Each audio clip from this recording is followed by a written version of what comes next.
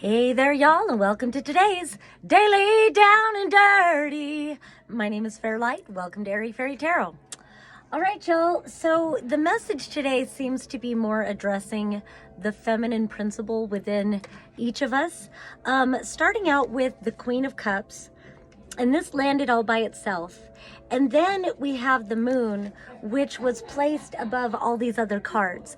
But these two seem to be the significant energies that we're reflecting on, and that's what it's about, a deep self-reflection, both with this Queen of Cups and with the moon. So if you look at the Queen of Cups, you see that she is standing at this deep pool of water.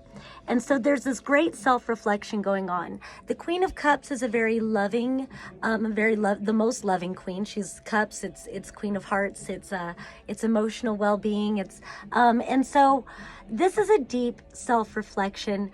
And it kind of gives, with the moon coming through, because that's another kind of reflection. You know, the light of the full moon is the sun's light, you know, being reflected back. And we do have a full moon in a couple of days. So in Cancer, which is the Queen of Cups, is Cancer. And the Cancer rules the moon. So, or, you know, the moon rules the sign of Cancer. So it feels like this is going to be a very significant moon for our emotional selves and for some deep inner self-reflection. And really, I want to say about healing. These both came out upright. The moon can create a lot of illusion, delusion, obscurity in the shadows type of thing. But I do feel like with these, there's going to be some clarity in this self-reflection, and I get a lot of healing from that. With the moon lately, a story that's been wanting to come out is that, you know, kind of in palm reading, we get told to tell the truth. But then, for example, like there's so many different ways, but we get told to tell the truth, for example, and then we get punished for telling the truth. And that's traumatic, and it kind of fragments a part of us off. We get punished for so many things, for being authentic, for so many things. And again, it locks us in trauma, and it also fragments a part of us away. We become domesticated, as the Four Agreements say, to the point that we become self-domesticating, so that when these fragments, you know, reveal themselves and, you know, rear their ugly head, or whatever you want to say, we automatically deny that part of ourself, or we reject that part of ourself, or we criticize and judge and punish.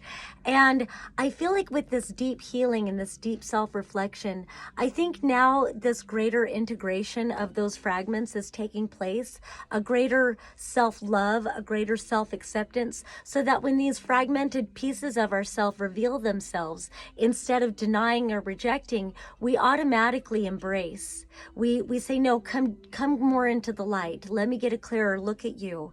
And you get into some root causes of these fragmented, you know, pieces of ourselves, why it was fragmented in the first place. And then we can heal and then integrate those pieces back into ourselves, into our wholeness. And then the more whole we become, the more self-loving, self-worthy we feel, self-valuing, all of these things, the more whole we become, the more present we become, the more empowered we become, the more sovereign we become. And then we start to recognize, well, I see why they didn't want me to have that part of me. That's a part of me they couldn't fucking control. Well, ain't no stopping me now, you know? So integrating those fragments. So it really feels like this is a very healing time for self-reflection. If you have any inclination to do, you know, journaling, breath work, meditating, connecting with the earth, and of course, one of my favorites, eating psychedelics by a waterfall. Any and all of that, please embrace that if you need to talk to a counselor or something like that too. So now we'll get to the other cards. That's like the biggest part of the reading though, deep self-reflection. Then we've got all of these cards. And so I want to start with these first three. We've got the Prince of Swords, the Queen of Wands reversed, and the Empress upright. And what really hits me is that the Empress, who values herself, and she is like the core of this particular spread, that and the moon was right above the Empress in this.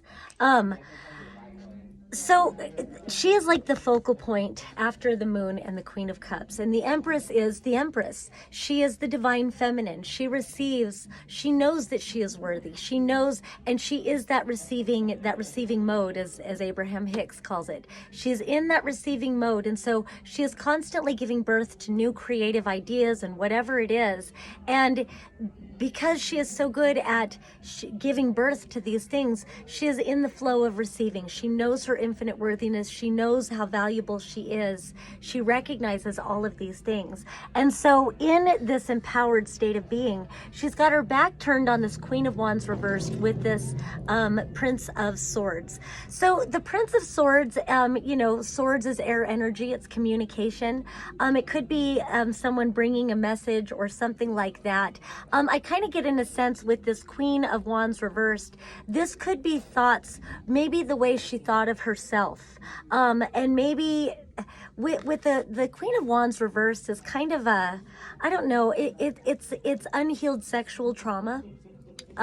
It's using your creative power, not to your, you know, highest good for what's really going to benefit you or benefit those whose lives you influence.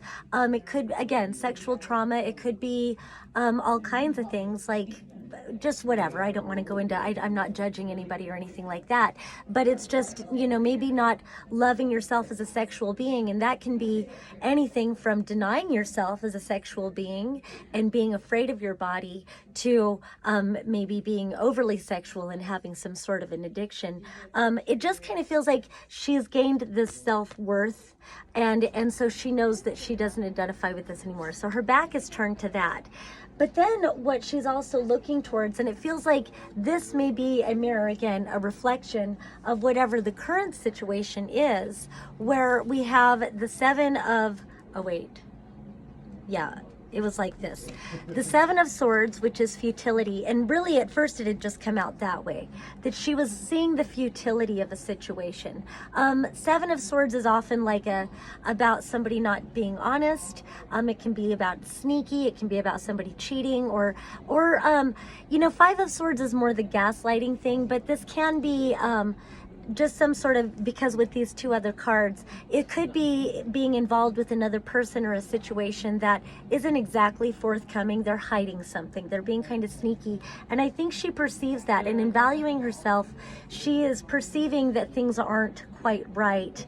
And she's discerning for herself, you know, that she only wants what's truly worthy of her. And it looks like whatever this situation is, because we've got the Seven of Swords, futility, then we've got the Four of Cups reversed, and the Ace of Wands reversed. So the Ace of Wands reversed, again, it's like with that Queen of Wands reversed.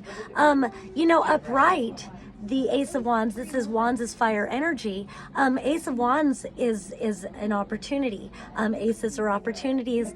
This is for passion. This is for inspiration, motivation, action, an opportunity to really act on something. It can also be sexual. It's sexual energy.